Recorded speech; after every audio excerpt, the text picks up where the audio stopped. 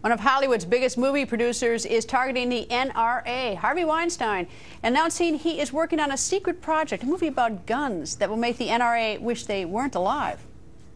Do you own a gun? No. You don't have any guns? I never want to have a gun. I don't think we need guns in this country. And I hate it, and I think the NRA is a disaster area, and I'm going to actually make a movie. I shouldn't say this, but I'll tell it to you, Howard.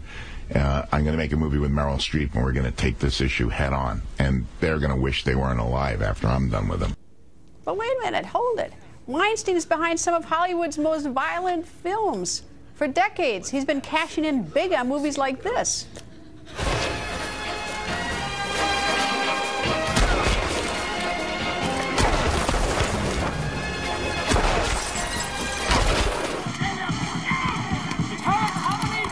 Marshal's office on 3rd Avenue is burning down. The police is of no avail. Two colored men brought in almost...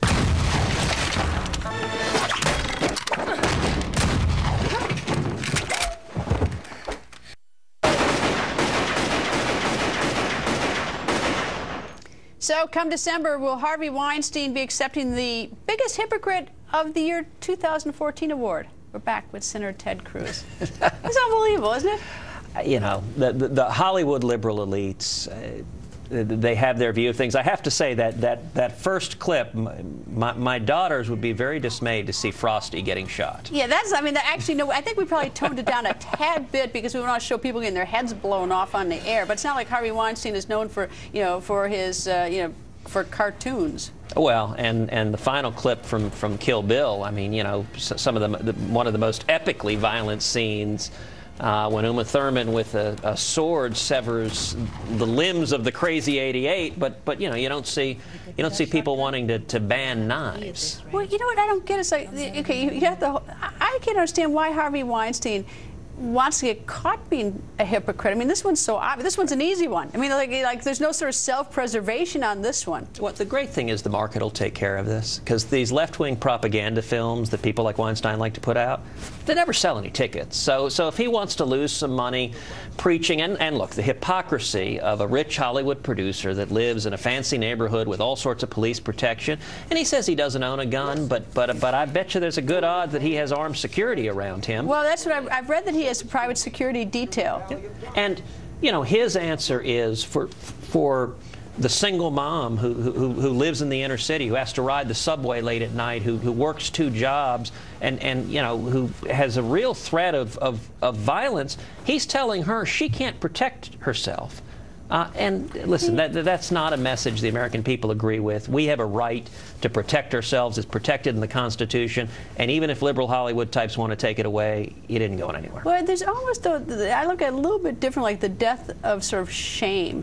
I mean, here's a guy who doesn't even make, he's like, right now, by probably getting a lot of attention, probably getting attention here will probably help, someone's going to download one of his movies and watch it tonight because, who's Harvey Weinstein? He did Kill Bill, whatever. I mean, it's like we've now evolved so that, the more shameful thing you do, or the biggest hypocrisy you can put out there, draws your attention and actually, in a perverse way, lines your pocket with more cash. Well, it's the same pattern we see in Washington. It's a double standard. It's one rule for thee and one rule for me. So liberals love to live by special rules. So Al Gore complains about people using carbon and then flies around on private jets. He consumes more carbon than entire neighborhoods, I'm willing to bet.